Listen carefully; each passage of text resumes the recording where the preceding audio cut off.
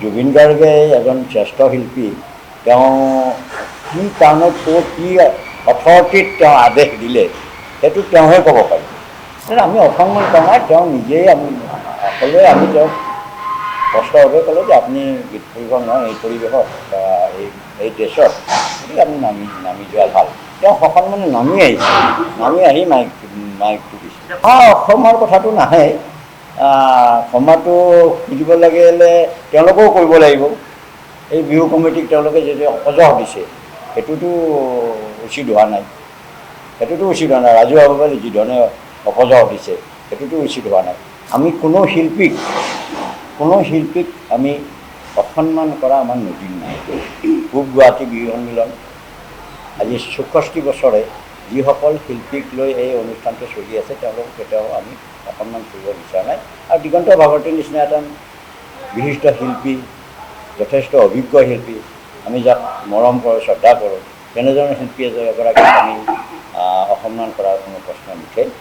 কিবা এটা ঘটনা হ'ল, যিটো ঘটনাৰ কাৰণে আমি তেওঁক নমাবলৈ বাধ্য হ'লোঁ। আমাৰ কিছু নিয়ম নীতি আছে।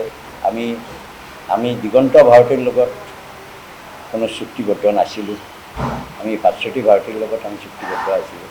আমাৰ তাত কিছু নিয়ম নীতিৰ মাজেৰে আমি তেওঁলোকক গীত পৰিৱেশন দিছোঁ। সেইবিলাক ঘটনা হৈ গৈছে।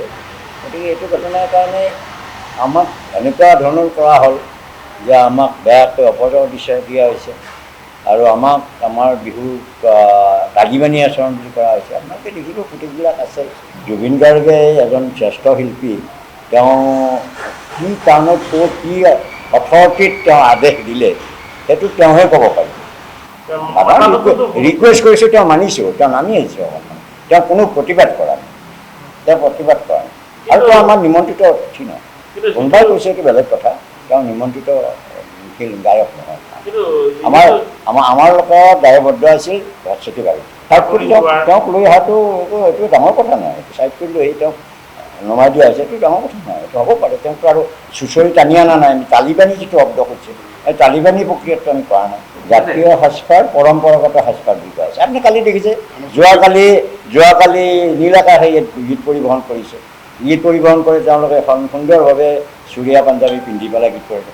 আনকি তেওঁৰ যে মিউজিচিয়ান তেওঁলোকেও কিছু পৰিমাণে তেনেধৰণৰ সাজপাৰ কৰিছে। এইটো সম্ভৱ নহয়। তেওঁ স্পষ্টকৈ নীল আকাশে ধুনীয়াকৈ কৈছে যে শিল্পী সমাজ আৰু সংগঠকসকলৰ এটা যদি নাথাকে, মিল নাথাকে বা এটা নিৰ্দিষ্ট হেৰিৰ ভিতৰত নাথাকে, তেতিয়াতো এনেধৰণৰ অনুষ্ঠান কৰাত অসুবিধা হয়। গতিকে আমাৰ যিটো নিৰ্দেশনা বা আমাৰ যিটো চুক্তিবদ্ধ চুক্তিপত্ৰত যি লিখা আছে, তেওঁ সেইখিনি মানি লৈছে। ভাল পাইছোঁ আমি। তেওঁ ভাল পাইছে।